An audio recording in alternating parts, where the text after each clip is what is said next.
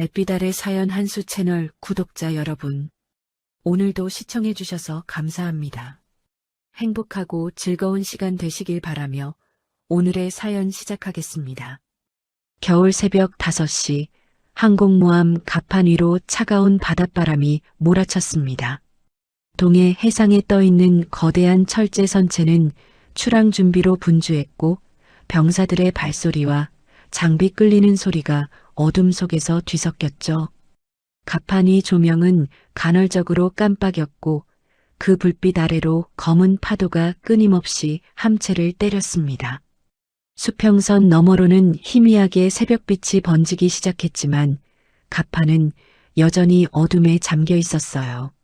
서혜리는 계급장을 떼어낸 낡은 작업복 차림으로 갑판 모서리를 천천히 걸었습니다. 손에 든 체크리스트에는 빨간 펜으로 여러 항목이 표시되어 있었어요. 안전 표식이 지워진 구역 3곳, 풀려있는 고정장치 2개, 미확인 작업 지시서 5건. 서혜린의 시선은 차갑고 정확했죠. 서울대 법학과를 수석으로 졸업한 뒤 군법무관을 거쳐 함대 작전 참모로 근무한 경력은 그의 눈을 숫자와 규정으로 세상을 보도록 훈련시켰습니다. 발밑에 페인트가 벗겨진 안전선이 보였어요. 원래는 노란색이었을 선이 이제는 희미한 회색으로 발에 있었습니다. 서혜리는 무릎을 굽혀 그 부분을 자세히 살폈죠. 손가락으로 표면을 훑자 녹슨 가루가 묻어났어요. 고정장치 옆으로 가보니 볼트 3개가 느슨하게 풀려 있었습니다. 출항 중 강한 파도라도 만나면 장비가 통째로 미끄러질 수 있는 상태였어요. 여기 책임자 누구십니까? 서혜린의 목소리는 낮았지만 명확했습니다. 주변에서 작업하던 병사 몇 명이 고개를 들었고 그중 한 명이 멀리 있는 중령을 가리켰어요. 해병대 중령 한도윤. 키는 180cm가 넘었고 어깨는 넓었으며 걸음걸이에는 자신감이 묻어났죠. 그는 서혜린을 보자마자 눈을 가늘게 뜨고는 천천히 위아래를 훑쳤습니다. 계급장 없는 작업복, 여윈 체격, 조용한 말투. 한도윤의 입꼬리가 살짝 올라갔어요. 여기 출입 허가 받았습니까? 한도윤의 목소리에는 경계보다는 무시가 섞여 있었습니다. 서혜린은 체크리스트를 들어보이며 차분하게 대답했어요. 함대 안전점검 권한으로 왔습니다. 지금 이 구역은 군 안전규정 제37조 2항에 따라 작업 전 필수 점검 대상인데 표식이 지워져 있고 고정장치가 풀려 있습니다. 그래서요? 한도윤의 얼굴에 비웃음이 스쳤죠. 주변 해병 몇 명도 작은 웃음을 흘렸습니다. 작전 중 사고 발생 시 책임은 현장 지휘관에게 귀속됩니다. 규정 제62조 3항. 이 상태로 출항하면 책임자는 중령님이십니다. 만약 인명사고가 발생할 경우 업무상 과실치사 혐의가 적용될 수 있고 군사법원 관할로 넘어갑니다. 주변이 조용해졌습니다. 병사 몇 명이 작업을 멈추고 두 사람을 보기 시작했어요. 서혜린의 말투에는 감정이 없었습니다. 분노도 조롱도 없이 오직 논리만이 차갑게 흘러나왔죠. 조목조목 짚어내는 규정 조항들은 반박의 여지를 주지 않았어요. 한도윤의 얼굴이 서서히 붉어졌습니다. 그는 말문이 막혔고 주변 해병들의 시선이 부담스러웠어요. 장비 고정은 어제 점검 완료했습니다. 한도윤이 방어적으로 말했지만 목소리에 확신이 없었어요. 그럼 점검 확인서를 보여주시겠습니까? 규정상 점검 후 24시간 이내 재확인이 필요한 항목입니다. 서혜린은 체크리스트의 특정 부분을 가리켰습니다. 한도윤의 턱에 힘이 들어갔어요. 확인서는 없었습니다. 아니, 애초에 제대로 점검하지 않았죠. 한도윤이 갑자기 말투를 바꿨습니다. 존댓말이 사라지고 반말이 튀어나왔어요. 너 계급 뭐야? 해병 몇 기냐? 공기가 얼어붙었습니다. 일부 병사들은 낮게 웃었고 일부는 고개를 돌렸어요. 한도윤은 한 걸음 더 다가서며 팔짱을 꼈습니다. 해병대 나왔어? 아니면 육군? 해군? 서혜리는 눈 하나 깜짝하지 않고 대답했습니다. 지금 중요한 건 제 신분이 아니라 안전입니다. 그 말이 한도윤의 자존심을 완전히 무너뜨렸죠. 주변에서 웃음소리가 들렸는지 한도윤의 귓불이 빨개졌습니다. 그는 서혜린에게 한 발짝 더 다가섰고 주먹을 쥐었다가 펴기를 반복했어요. 숨소리가 거칠어졌습니다. 이 새끼가 지금... 그리고 순간 아무런 예고 없이 한도윤의 발이 서혜린의 정강이를 향해 날아왔습니다. 둔탁한 소리와 함께 서혜린의 몸이 휘청였어요. 통증이 다리를 타고 올라왔지만 서혜린은 소리를 내지 않았습니다. 균형을 잡으려는 순간 이어서 복부에 두 번째 발차기가 들어왔죠. 이번엔 힘이 더 실렸습니다. 서혜린은 균형을 완전히 잃고 뒤로 밀려났어요. 발이 미끄러지고 몸이 기울었습니다. 난간이 빠르게 가까워졌고 손을 뻗었지만 안전줄은 풀려 있었어요. 그 사실이 마지막 순간 머릿속을 스쳤습니다. 주변에서 누군가오 하는 짧은 외침이 들렸지만 아무도 손을 뻗지 않았어요. 서혜린의 몸은 그대로 난간을 넘어 어둠 속으로 사라졌습니다. 차가운 겨울 바다가 그를 삼켰고 물보라가 하얗게 피어올랐어요. 갑판 위에는 잠시 정적이 흘렀습니다. 한도윤은 난간 쪽을 바라보며 거칠게 숨을 내쉬었고 주변 병사들은 얼어붙은 채 아무 말도 하지 못했습니다. 바다로 떨어진 직후 갑판 위에는 잠깐의 정적이 흘렀습니다. 한도윤은 난간을 붙잡고 아래를 내려다봤어요. 어둠 속에서 하얀 물보라만 보일 뿐 서혜린의 모습은 보이지 않았습니다. 심장이 빠르게 뛰었고 손바닥에 식은땀이 맺혔죠. 주변 병사 몇 명이 난간 쪽으로 다가왔지만 누구도 선뜻 소리치지 못했어요. 사람 떨어졌습니다. 젊은 병사 하나가 외쳤습니다. 목소리는 떨렸고 얼굴은 창백했어요. 그 순간 한도윤의 머릿속이 빠르게 돌아갔습니다. 지금 이 상황을 어떻게 정리할 것인가? 어떻게 책임을 피할 것인가? 그는 병사를 향해 고함쳤어요. 민간인이다. 무단 침입 사고야. 목소리에 권위를 실었습니다. 주변 병사들이 움찔했어요. 한도윤은 재빨리 주변을 둘러봤습니다. 누가 봤는가? 누가 정확히 목격했는가? 발로 찬 장면을 본 사람이 몇 명이나 되는가? 계산이 빠르게 진행됐죠. 구조 준비. 누군가 외쳤지만 한도윤이 손을 들어 막았습니다. 잠깐, 지금 출항 준비 중이다. 함장님께 먼저 보고하고 지시를 받아야 한다. 하지만 중령님, 사람이 물에 빠졌는데. 내가 판단한다. 한도윤의 목소리가 가판을 울렸어요. 병사들은 입을 다물었습니다. 구조 장비는 가판 한쪽에 준비되어 있었지만 누구도 움직이지 않았어요. 한도윤은 무전기를 들고 함교로 연락했습니다. 함교, 여기 가판. 민간인 무단 침입자 낙수 사고 발생. 신원 미확인 상태.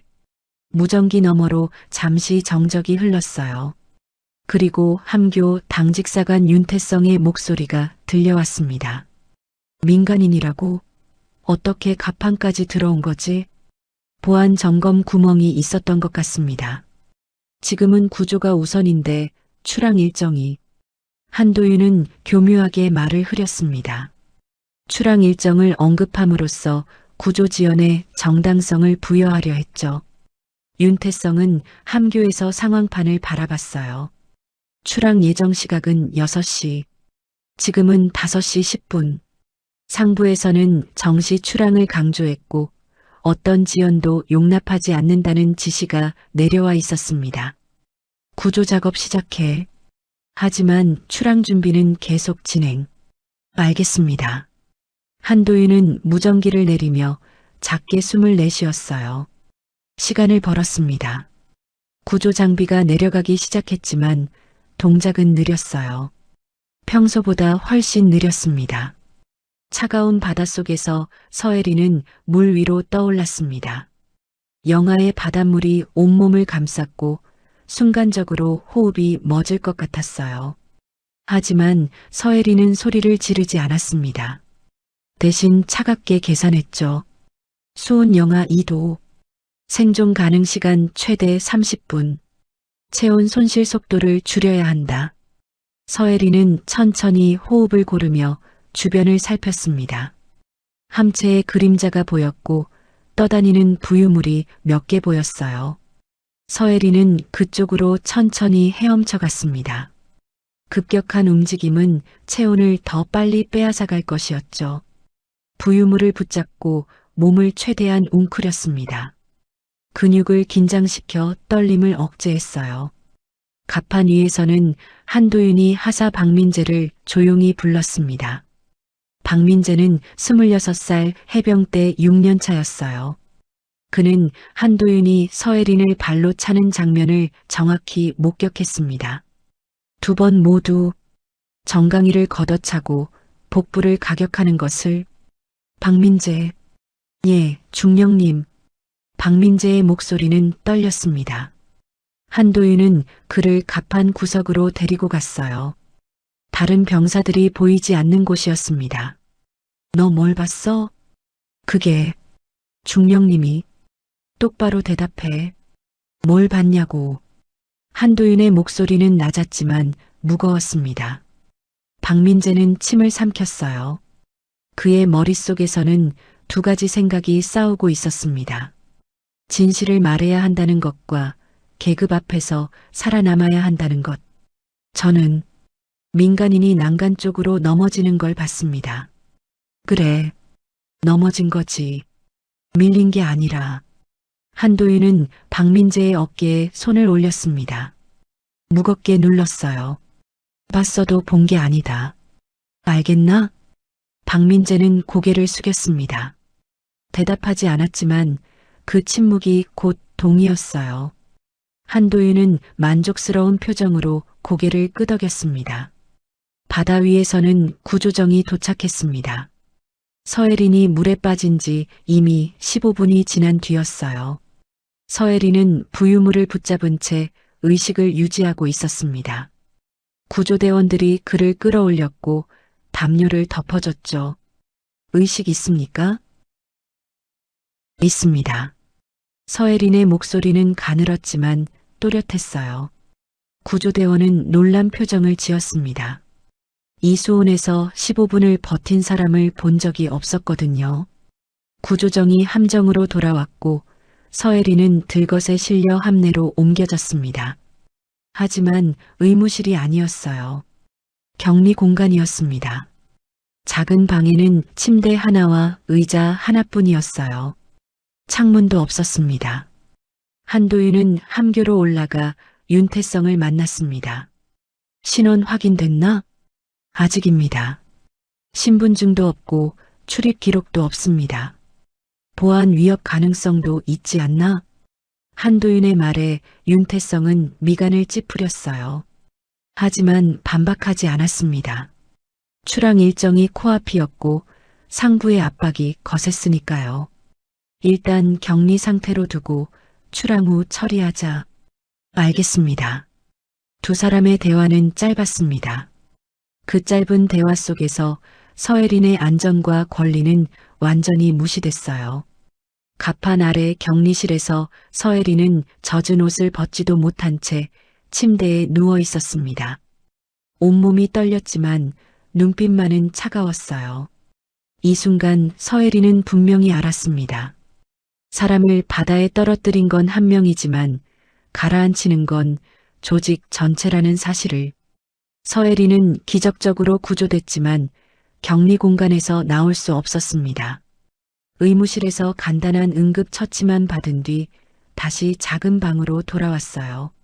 체온이 정상으로 돌아오는데 3시간이 걸렸고 그동안 아무도 찾아오지 않았습니다. 창문 없는 방 안에서 서혜리는 천장을 바라봤어요. 형광등 불빛이 희미하게 깜빡였습니다. 함교에서는 회의가 열렸습니다. 함장, 부함장, 작전과장, 그리고 한도윤이 참석했어요.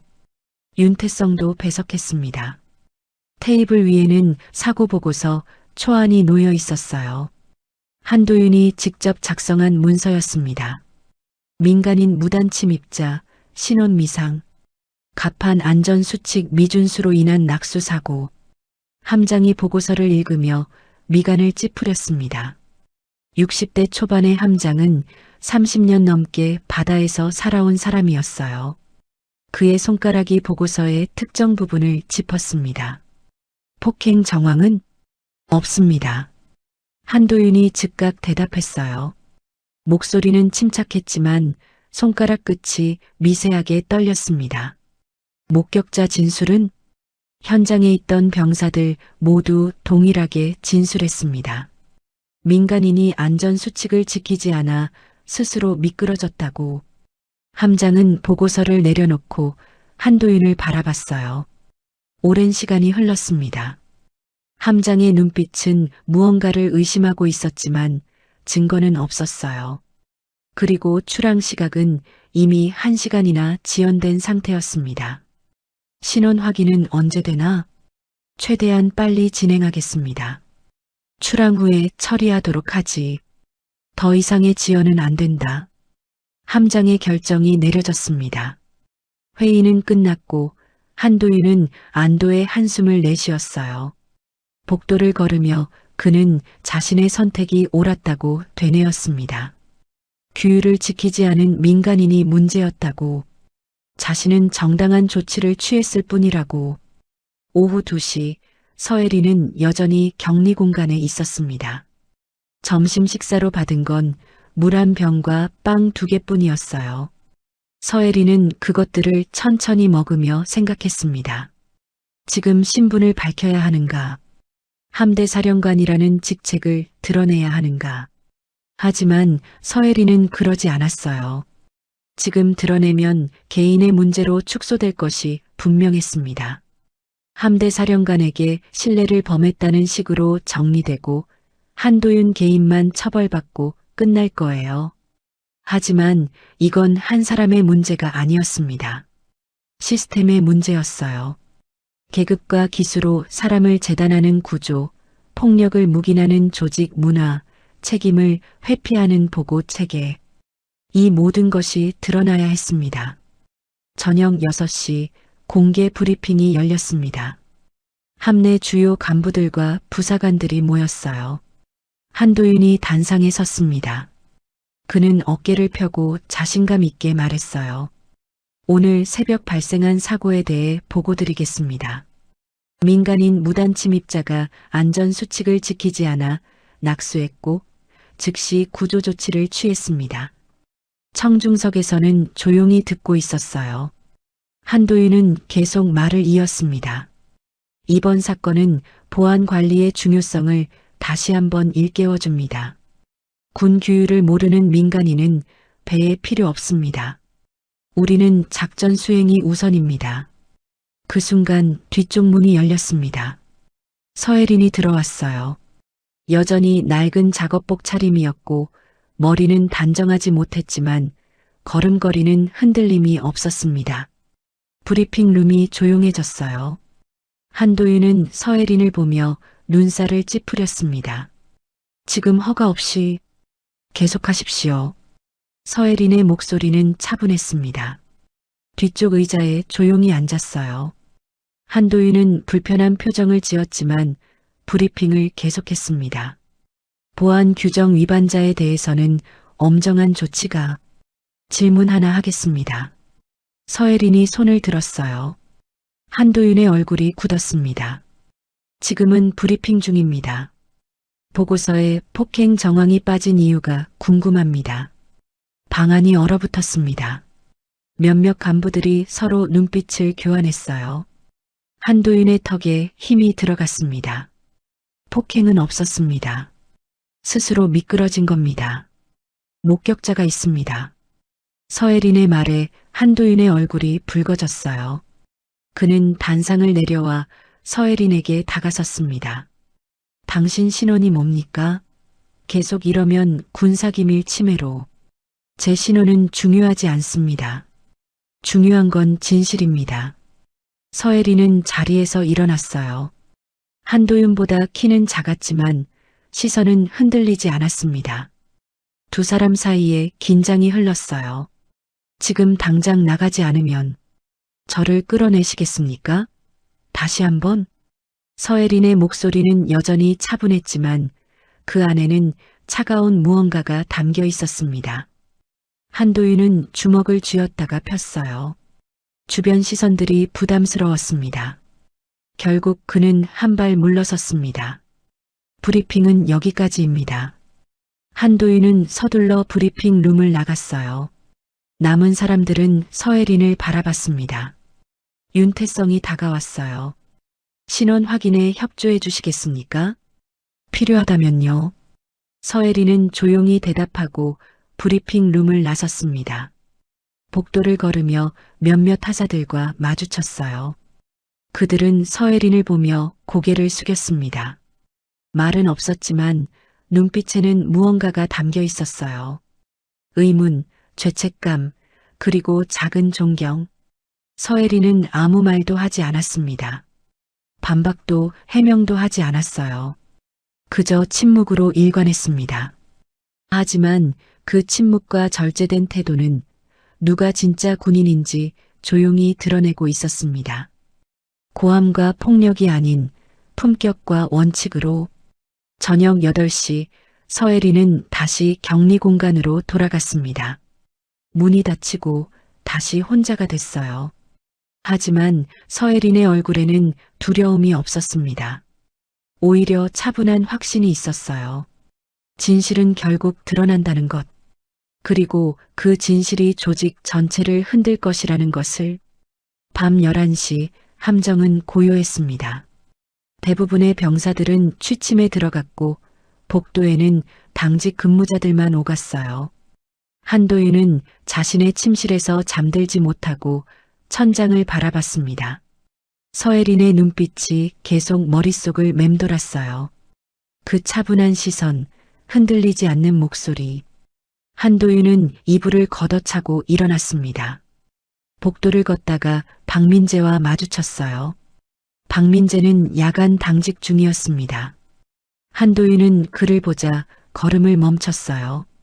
박민재, 잠깐. 예, 중령님.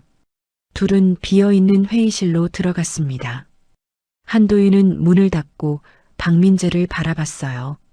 박민재의 얼굴은 창백했고 눈 아래에 다크서클이 깊게 패여 있었습니다.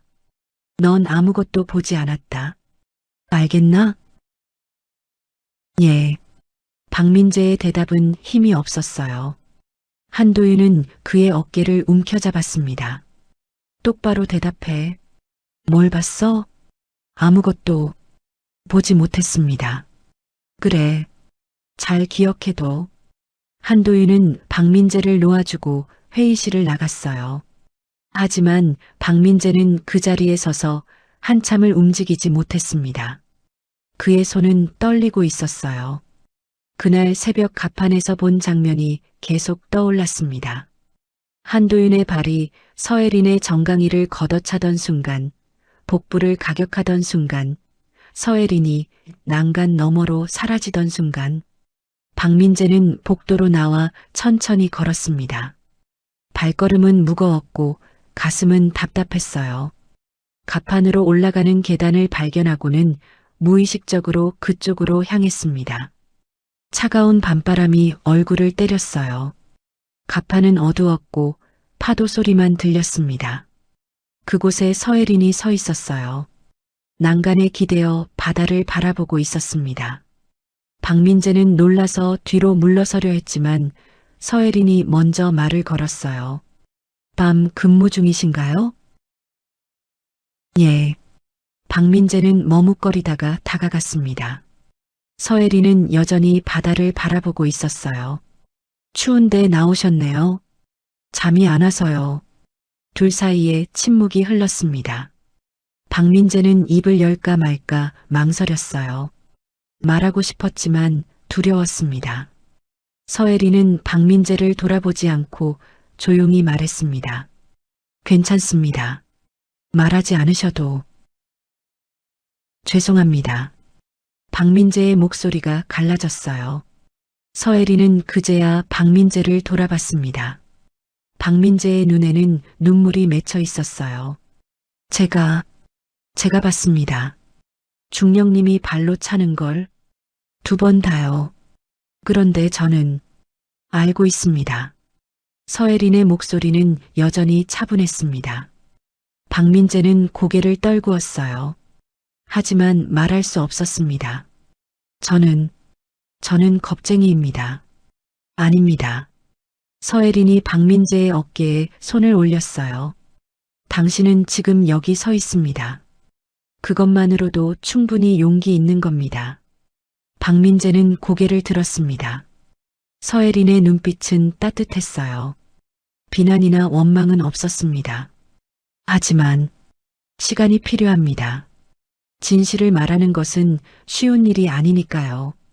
당신이 준비될 때까지 기다리겠습니다. 박민재는 눈물을 닦았습니다. 그리고 깊게 숨을 들이쉬었어요. 무언가 결심한 표정이었습니다. 다음 날 아침 식당에서 아침 식사가 진행됐습니다. 장교들과 부사관들이 각자의 테이블에 앉아 있었어요. 한도윤도 그중 하나의 테이블에 앉아 있었습니다.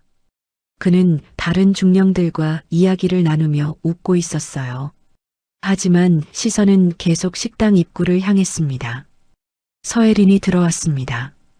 여전히 계급장 없는 작업복 차림이었어요. 트레이를 들고 배식대로 향했습니다. 조리병이 음식을 담아주었고 서혜린은 고맙다는 인사를 했어요. 그리고 빈 테이블을 찾아 앉았습니다. 주변이 조용해졌어요. 몇몇 장교들이 서혜린을 흘끔거리며 봤습니다. 한도윤의 테이블에서 누군가 작게 웃었어요. 저 사람 아직도 여기 있네. 신원도 밝히지 않는다던데. 수상하지 않나? 한도윤은 아무 말도 하지 않았습니다. 하지만 입가에는 미소가 걸려 있었어요. 서혜린은 조용히 식사를 했습니다. 주변의 시선과 속삭임에도 전혀 반응하지 않았어요. 포크를 들고 음식을 먹는 동작은 천천히 그러나 흔들림 없이 이어졌습니다.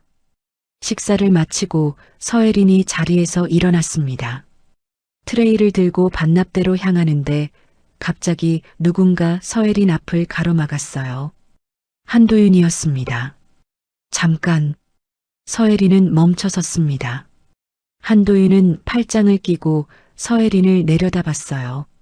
당신 정체가 뭡니까? 중요한가요? 물론이죠. 신원 불명의 사람이 군함에 있다는 게 말이 됩니까?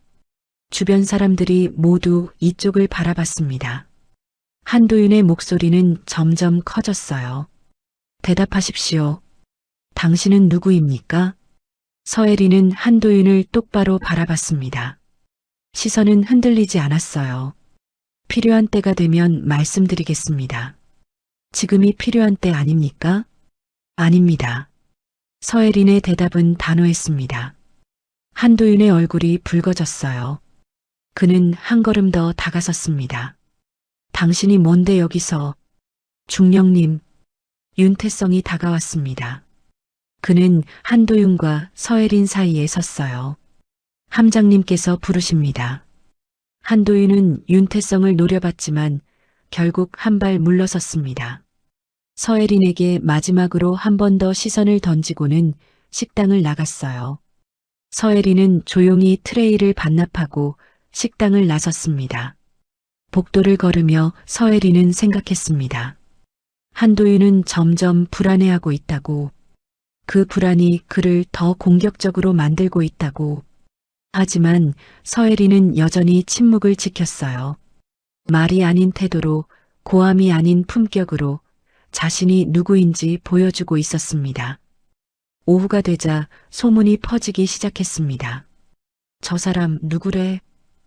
왜 신원을 밝히지 않을까? 뭔가 있는 거 아니야? 병사들 사이에서도 장교들 사이에서도 수군거림이 이어졌어요. 한도윤은 점점 초조해졌습니다.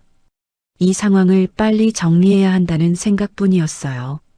저녁 무렵 한도윤은 결심했습니다. 오늘 밤 야간 점검을 핑계로 서혜린을 다시 갑판으로 부르겠다고, 이번엔 확실하게 끝내겠다고. 그의 눈빛에는 위험한 결의가 담겨 있었습니다. 밤 10시 함정의 조명이 하나둘 꺼지기 시작했습니다. 복도는 어두워졌고 비상등만이 희미하게 길을 밝혔어요. 한도윤은 자신의 방에서 시계를 바라봤습니다. 자정까지 2시간. 그는 무전기를 집어들고 당직사에게 연락했어요. 야간 갑판 점검 나갑니다. 기록해두세요. 알겠습니다, 중령님. 한도윤은 두꺼운 외투를 걸치고 방을 나섰습니다. 복도를 걷는 그의 발걸음은 무거웠지만 빨랐어요. 머릿속으로는 계획을 정리했습니다. 갑판으로 서혜린을 부른다. 야간 점검이라는 명목으로. 그리고 어둠 속에서 아무도 보지 않는 곳에서 이번엔 실수하지 않는다. 격리 공간 앞에 도착했습니다. 한도윤은 문을 두드렸어요. 나오십시오. 안에서 인기척이 들렸습니다. 문이 열리고 서혜린이 나왔어요. 여전히 작업복 차림이었고 얼굴에는 피곤함이 묻어 있었지만 눈빛만은 또렷했습니다. 무슨 일입니까? 야간 갑판 점검입니다. 당신도 동행해야 합니다. 제가요? 당신이 어제 지적한 안전 문제들 확인해야 하지 않겠습니까? 한도윤의 말에는 논리가 있었어요. 서혜린은 잠시 한도윤을 바라보다가 고개를 끄덕였습니다. 알겠습니다. 둘은 함께 갑판으로 향했습니다. 계단을 올라갈 때마다 차가운 공기가 더 짙어졌어요. 갑판 문을 열자 얼음장 같은 바람이 얼굴을 때렸습니다. 갑판은 거의 어두웠고 몇 개의 작업등만이 희미하게 켜져 있었어요. 이쪽입니다. 한도윤이 앞장섰습니다. 갑판 끝 난간 근처로 향했어요. 어제 서혜린이 떨어진 바로 그 장소였습니다. 서혜린은 천천히 뒤따라갔어요. 주변을 살피며 걸었습니다. 당직 근무자가 보이지 않았어요. 이상했습니다. 보통 야간에도 최소 2명의 당직이 갑판을 순찰하는데 여기 안전표식 다시 확인해 봐야 합니다. 한도윤이 난간 쪽을 가리켰어요. 서혜린은 그쪽으로 다가갔습니다. 무릎을 굽혀 표식을 살펴보려는 순간 뒤에서 한도윤의 발소리가 가까워졌어요. 서혜린은 재빨리 몸을 돌렸습니다. 한도윤이 서 있었어요. 두 손은 주먹을 쥐고 있었고 얼굴에는 결연한 표정이 서려 있었습니다. 중령님. 서혜린이 천천히 일어섰습니다. 두 사람 사이의 거리는 3미터 정도였어요. 당신 때문에 잠을 못 잡니다. 한도윤의 목소리는 낮고 거칠었어요. 당신이 여기 있는 한 저는 불안합니다. 그래서 어쩌시겠습니까? 서혜린의 목소리는 여전히 차분했습니다. 한도윤은 한 걸음 다가섰어요. 당신이 사라져야 합니다. 완전히. 저를 다시 바다에 밀어 넣으시겠다는 말씀이신가요? 한도윤은 대답하지 않았습니다. 하지만 그의 눈빛이 모든 걸 말해주고 있었어요. 서혜린은 뒤로 물러서지 않았습니다. 대신 한도윤을 똑바로 바라봤어요. 중령님, 아직 늦지 않았습니다. 뭐가요? 진실을 말씀하시면 됩니다.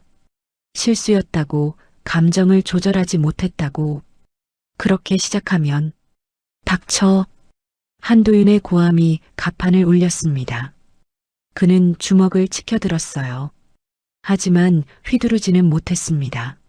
멀리서 발소리가 들려왔거든요. 박민재였습니다.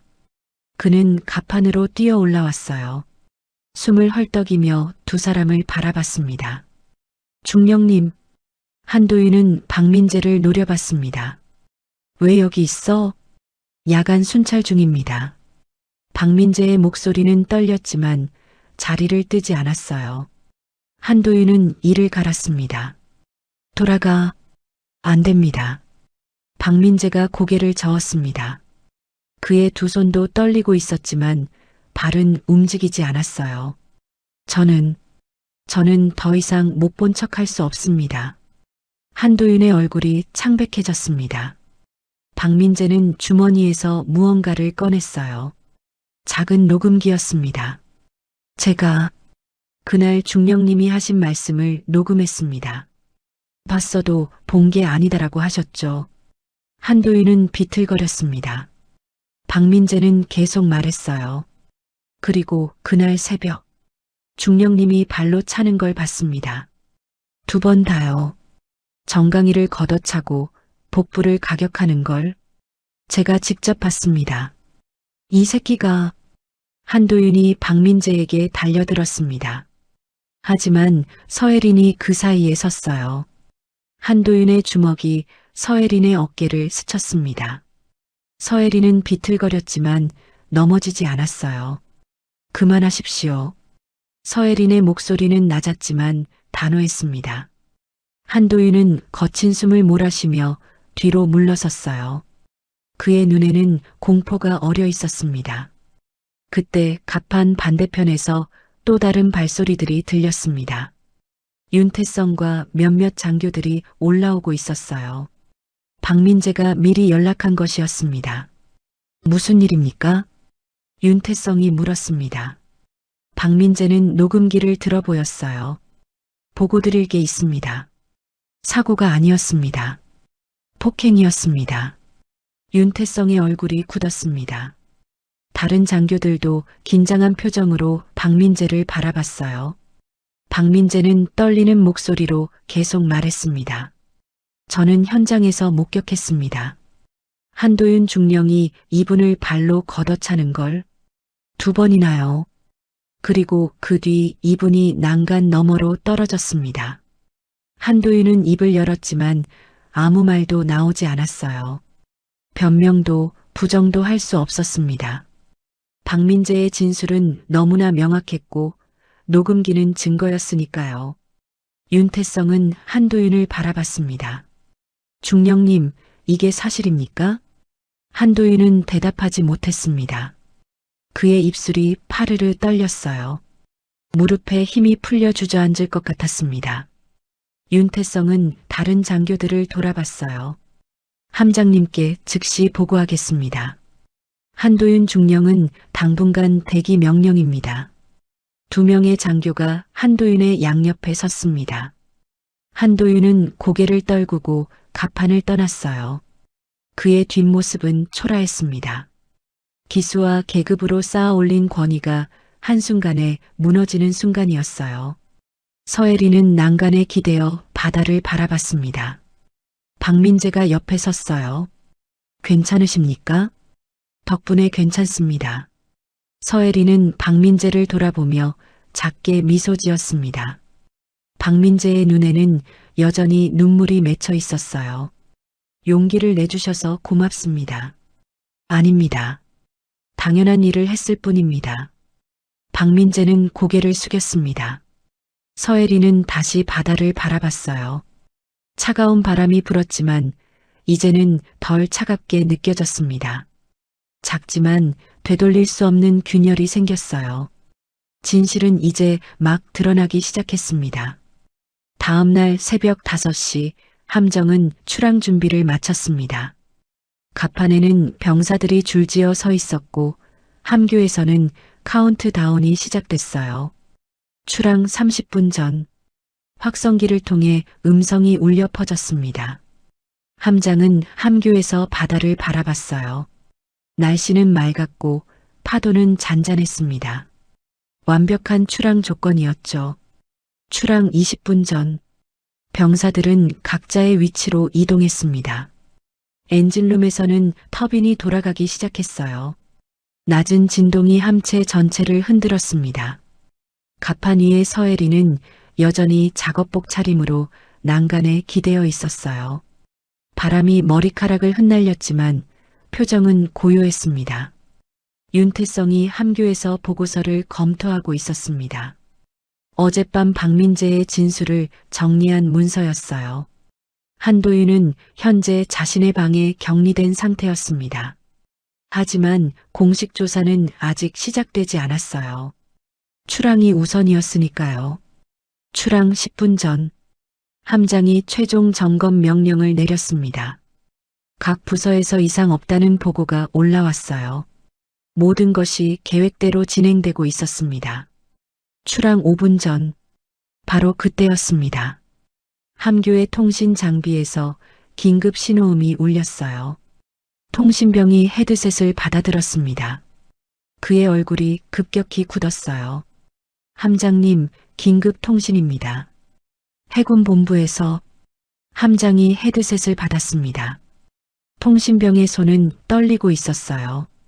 함장은 통신 내용을 듣더니 얼굴이 창백해졌습니다. 뭐라고? 함교 안의 모든 장교들이 함장을 바라봤습니다. 함장은 천천히 헤드셋을 내려놓았어요. 그의 목소리는 떨렸습니다. 출항 중지. 즉각 중지. 함장님? 윤태성이 당황한 표정으로 물었습니다. 함장은 보고서를 집어들었어요. 서혜린 함대 사령관 신변 이상 확인. 전 함정 출항 중지 명령. 함교가 얼어붙었습니다. 몇 초간 아무도 말을 하지 못했어요. 윤태성의 손에서 펜이 떨어졌습니다. 함대 사령관이라고요? 함장은 고개를 끄덕였습니다. 그제야 모든 것이 이해됐어요. 계급장 없는 작업복, 정확한 규정 지식, 흔들림 없는 태도. 서혜리는 처음부터 함대 사령관이었습니다. 그리고 한도윤은 함대 사령관을 발로 차서 바다에 빠뜨린 것이었어요. 한도윤 중령은 지금 어디 있나? 방에 격리 중입니다. 즉시 연행하라. 그리고 함장은 창밖을 바라봤습니다. 갑판 위에 서혜린이 보였어요. 사령관님을 모셔오라. 윤태성이 황급히 함교를 나섰습니다. 복도를 뛰어내려가며 그는 자신이 얼마나 큰 실수를 했는지 깨달았어요. 함대 사령관을 격리 공간에 가뒀다. 제대로 된 처우도 하지 않았다. 폭행 사건을 축소하려 했다. 모든 것이 되돌릴 수 없는 과오였습니다. 갑판에 도착한 윤태성은 서혜린에게 다가갔습니다. 서혜린은 여전히 바다를 바라보고 있었어요. 사령관님, 윤태성의 목소리는 떨렸습니다. 서혜린이 천천히 돌아봤어요. 함장님께서 모시라고. 알겠습니다. 서혜린의 목소리는 여전히 차분했습니다. 마치 처음부터 이 순간을 기다리고 있었다는 듯이. 윤태성은 고개를 숙였어요. 죄송합니다. 제가 몰랐습니다. 알았다면 달라졌을까요? 서혜린의 질문에 윤태성은 대답하지 못했습니다. 서혜린은 작게 한숨을 쉬었어요. 바로 그겁니다. 문제는 제 계급이 아니라 사람을 어떻게 대하느냐였습니다. 윤태성은 더 이상 말을 잇지 못했습니다. 두 사람은 함께 함교로 향했어요. 복도를 지나며 마주치는 병사들이 모두 멈춰섰습니다. 누군가 속삭였어요. 저분이 사령관님이시래. 소문은 순식간에 퍼져나갔습니다.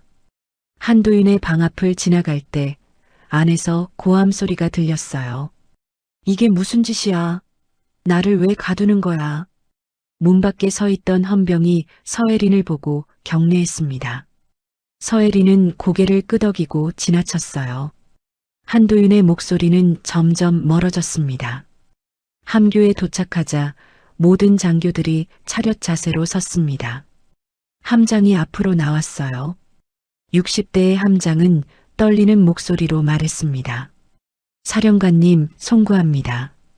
제가 제대로 파악하지 못했습니다. 보고부터 받겠습니다. 서혜리는 감정을 드러내지 않았습니다. 함장은 보고서를 건넸어요. 서혜리는 천천히 읽어 내려갔습니다. 사고보고서 초안, 박민재의 진술서, 목격자 명단, 모든 것이 담겨 있었어요. 한도윤 중령은 방에 격리 중입니다. 연행하십시오. 그리고 공식 조사를 시작하겠습니다. 서혜린의 목소리는 차가웠습니다. 함장은 고개를 숙였어요. 그때 함교 밖에서 소란이 들렸습니다. 갑판을 향해 모두가 달려가고 있었어요. 서혜린도 창밖을 바라봤습니다. 수평선 너머로 검은 점들이 보였어요. 점점 가까워지고 있었습니다. 헬리콥터였습니다. 한 대가 아니었어요. 3대, 5대, 10대 계속해서 나타났습니다. 해군 헬기들이었어요. 그리고 바다 위로는 군함들이 보이기 시작했습니다. 구축함, 호위함, 고속정 모두 이쪽을 향해 오고 있었어요. 함교 안의 장교들은 말을 잃었습니다. 윤태성은 창에 붙어서 바라봤어요. 하늘과 바다가 움직이고 있었습니다. 모두 한 사람을 위해 첫 번째 헬기가 갑판에 착륙했습니다. 문이 열리고 장군 한 명이 내렸어요. 이어서 두 번째, 세 번째 헬기에서도 고위 장교들이 내렸습니다. 모두 서혜린의 동기들이자 오랜 전우들이었어요. 함장은 떨리는 손으로 무전기를 들었습니다. 이게 대체... 통신병이 대답했습니다. 해군 본부에서 긴급 출동 명령이 내려왔다고 합니다. 사령관님 수색 및 보호를 위해 함장은 무전기를 내려놓았습니다. 그제야 깨달았어요. 서혜린이 얼마나 많은 사람들의 신뢰와 존경을 받고 있는지, 그의 인격과 품격이 얼마나 많은 이들에게 영향을 미쳤는지. 한도윤의 방에서는 창밖으로 헬기들이 보였습니다. 그는 창가에 서서 그 광경을 바라봤어요. 무릎에 힘이 풀렸습니다. 주저앉았어요. 기수와 고함으로 쌓아 올린 권력이 얼마나 초라한지 눈앞의 현실이 보여주고 있었습니다. 갑판에서는 장군들이 줄지어 서 있었습니다. 함교 문이 열리고 서혜린이 나타났어요. 여전히 계급장 없는 작업복 차림이었지만 그 누구보다 당당했습니다. 장군들이 일제히 경례했어요. 사령관님, 서혜린은 천천히 걸어 내려갔습니다. 첫 번째 장군이 다가왔어요. 그는 서혜린의 오랜 친구였습니다. 무사하셔서 다행입니다. 걱정 끼쳐서 미안합니다. 서혜린은 작게 미소 지었습니다. 장군은 고개를 저었어요. 당신이 필요하면 바다라도 뒤집을 겁니다. 주변의 장군들이 고개를 끄덕였습니다. 그들의 눈빛에는 진심 어린 걱정과 존경이 담겨 있었어요. 서혜린은 그들을 하나하나 바라봤습니다.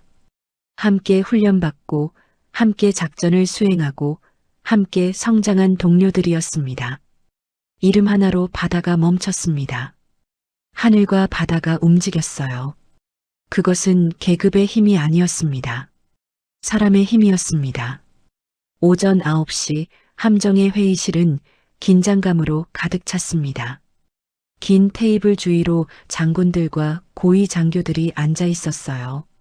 서혜린은 테이블 상석에 앉았습니다. 이제는 깨끗한 정복으로 갈아입은 상태였고 어깨에는 함대사령관 계급장이 빛나고 있었어요. 하지만 표정은 여전히 차분했습니다. 함장이 보고를 시작했습니다. 목소리는 떨렸고 이마에는 식은땀이 맺혀 있었어요. 사건 발생 경위를 말씀드리겠습니다. 1월 20일 새벽 5시 갑판에서 안전점검 중 한도윤 중령과 사령관님 사이에 언쟁이 있었고 언쟁이 아니었습니다. 서혜린이 조용히 끼어들었습니다. 함장이 말을 멈췄어요.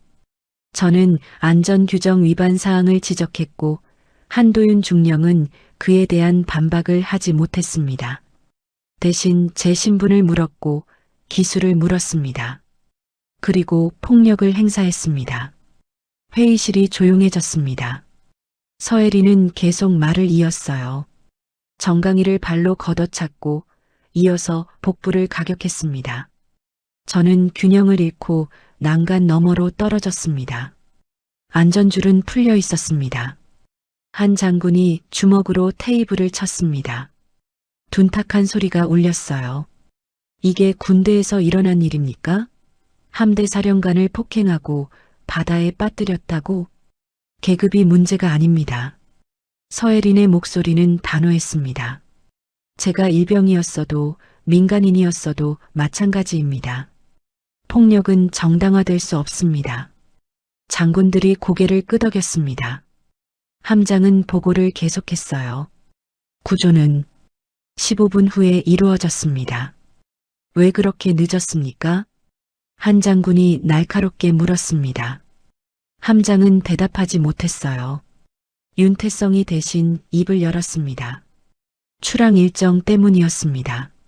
한도윤 중령이 먼저 보고 라인을 통제했고 저희는 출항을 우선시했습니다. 사람 목숨보다 출항 일정이 중요했단 말입니까? 윤태성은 고개를 숙였습니다. 대답할 수 없었어요. 그것이 진실이었으니까요. 서혜린이 말했습니다. 구조 후에도 저는 격리 공간에 수용됐습니다. 신원 확인은 의도적으로 지연됐고 민간인 무단 침입자로 기록됐습니다. 보고서에서 폭행이라는 단어는 삭제됐습니다. 한 장군이 보고서를 집어들었습니다. 한도윤이 작성한 초안이었어요. 그는 보고서를 찢어버렸습니다. 이건 보고서가 아니라 은폐입니다. 회의실 문이 열렸습니다. 헌병 2명이 한도윤을 데리고 들어왔어요. 한도윤은 수갑을 차고 있었습니다. 며칠 사이 그의 얼굴은 초췌해졌어요. 턱에는 수염이 자랐고 눈 아래에는 짙은 다크서클이 패여 있었습니다. 헌병들이 한도윤을 의자에 앉혔습니다. 한도윤은 고개를 들지 못했어요. 서혜린을 마주보는 것조차 두려웠습니다. 한도윤 중령. 서혜린이 그의 이름을 불렀습니다. 한도윤이 천천히 고개를 들었어요. 두 사람의 시선이 마주쳤습니다. 할 말이 있습니까? 한도윤의 입술이 떨렸습니다. 한참 동안 아무 말도 하지 못하다가 가늘게 목소리를 냈어요. 죄송합니다. 무엇이 죄송한 겁니까? 제가 사령관님을 저에게가 아닙니다. 서혜린이 한도윤의 말을 끊었습니다. 당신이 사과해야 할 대상은 제가 아닙니다. 당신 밑에서 일했던 부하들입니다. 당신의 폭력을 목격하고도 말하지 못했던 병사들입니다. 그리고 이 조직입니다.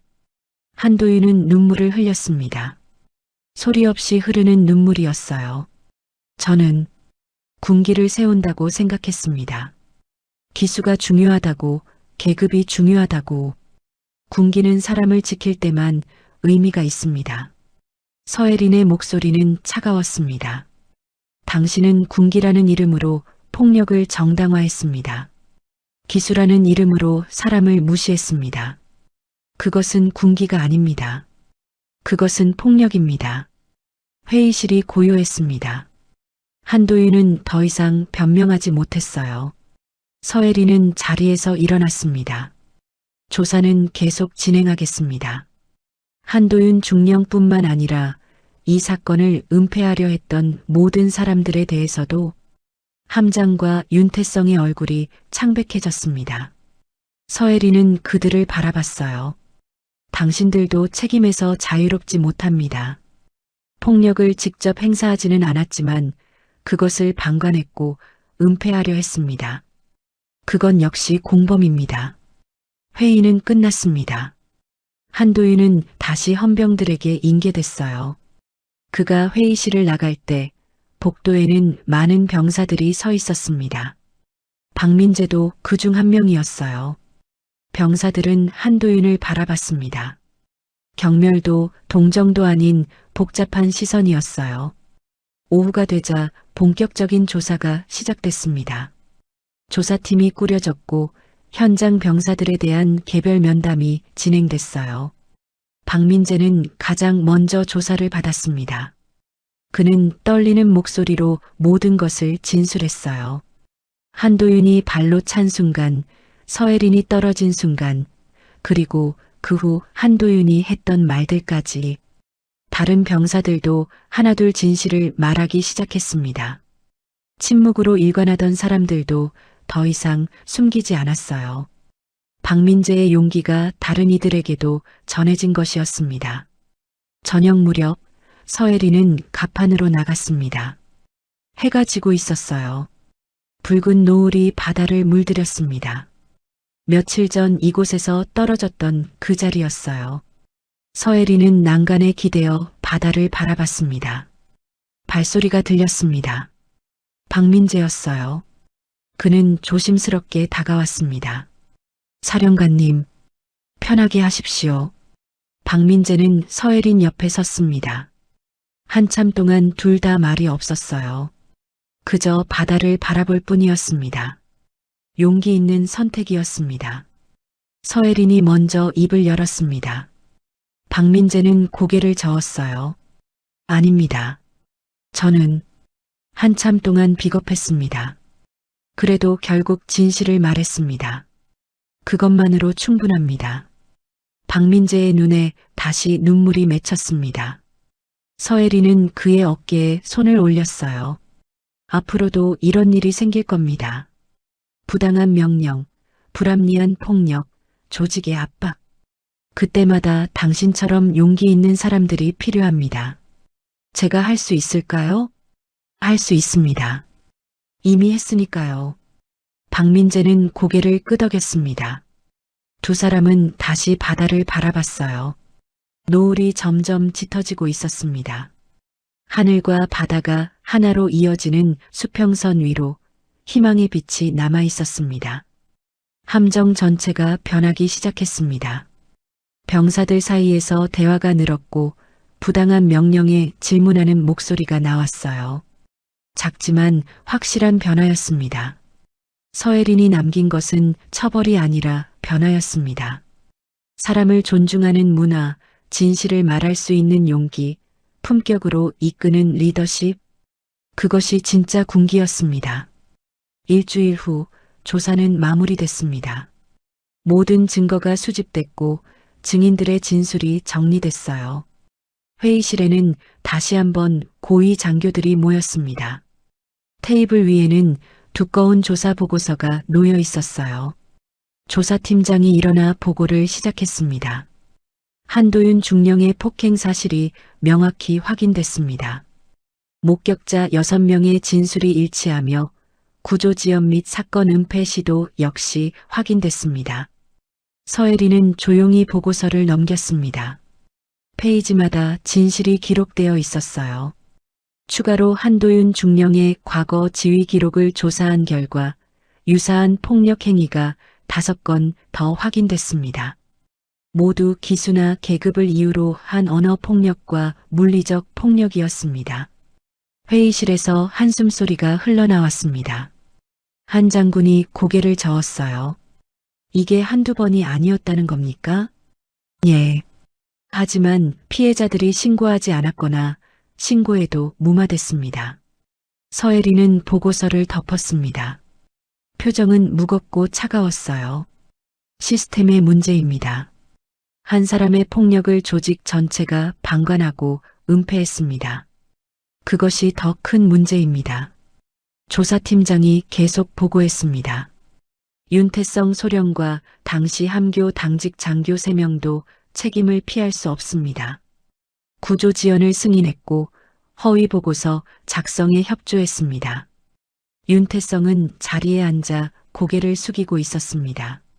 그의 어깨는 축 처져 있었어요. 처벌 수위는 어떻게 됩니까? 한 장군이 물었습니다. 조사팀장은 서혜린을 바라봤어요. 서혜린이 입을 열었습니다. 한도윤 중령은 군사법원에 회부됩니다. 폭행, 직권남용, 증거인멸 시도 혐의입니다. 군복을 벗게 될 것입니다. 아무도 반대하지 않았습니다.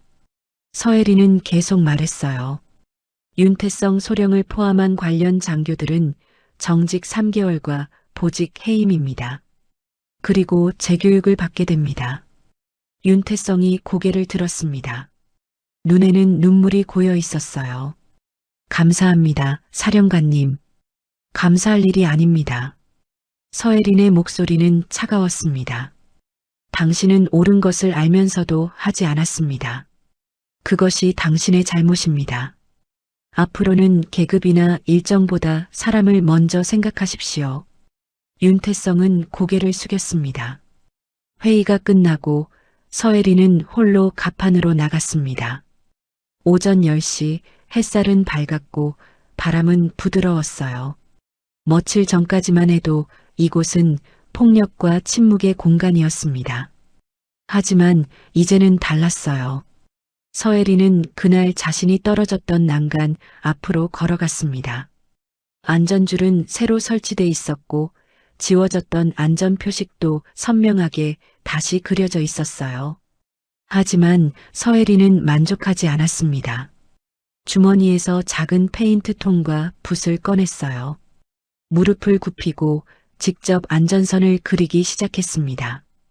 천천히 정성스럽게 노란 페인트가 갑판 위에 선명하게 그어졌습니다. 지나가던 병사들이 멈춰 섰어요.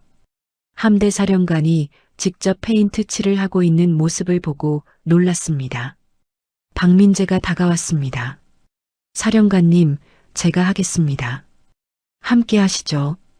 서혜린이 미소 지으며 붓을 건넸습니다. 박민재는 붓을 받아들고 서혜린 옆에 무릎을 꿇었어요. 두 사람은 함께 안전선을 그렸습니다. 곧 다른 병사들도 하나둘 다가왔어요. 페인트통을 가져오고 붓을 나눠들고 함께 작업을 시작했습니다. 함장도 나왔습니다. 정복 차림의 함장은 잠시 망설이다가 외투를 벗고 다가왔어요. 그도 무릎을 꿇고 붓을 들었습니다. 장교들도 부사관들도 병사들도 모두 함께했습니다. 갑판 위에는 말소리가 없었습니다. 오직 붓질 소리와 파도 소리만 들렸어요. 하지만 그 침묵은 이전의 침묵과 달랐습니다. 두려움의 침묵이 아니라 연대의 침묵이었어요. 1시간 후 안전선이 완성됐습니다. 갑판 전체에 선명한 노란색 선이 그어져 있었어요. 서혜리는 일어서서 그 선을 바라봤습니다. 붓을 내려놓고 손을 털었어요. 이 선은 다시는 지워져서는 안 됩니다. 서혜린의 목소리가 갑판에 울렸습니다. 모두가 귀를 기울였어요. 이 선은 안전을 의미합니다. 하지만 단순히 물리적인 안전만이 아닙니다. 사람으로서의 존엄, 군인으로서의 품격, 조직 구성원으로서의 권리, 그 모든 것을 지키는 선입니다. 병사들이 고개를 끄덕였습니다. 서혜리는 계속 말했어요. 군기는 사람을 억압하는 것이 아닙니다. 사람을 지키는 것입니다. 계급은 권력이 아닙니다. 책임입니다. 기수는 특권이 아닙니다. 경험입니다. 함장이 앞으로 나왔습니다. 그는 서혜린에게 경례했어요.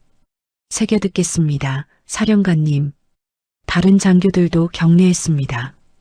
병사들도 차례로 경례했어요. 그것은 계급에 대한 경례가 아니었습니다. 존경에 대한 경례였어요.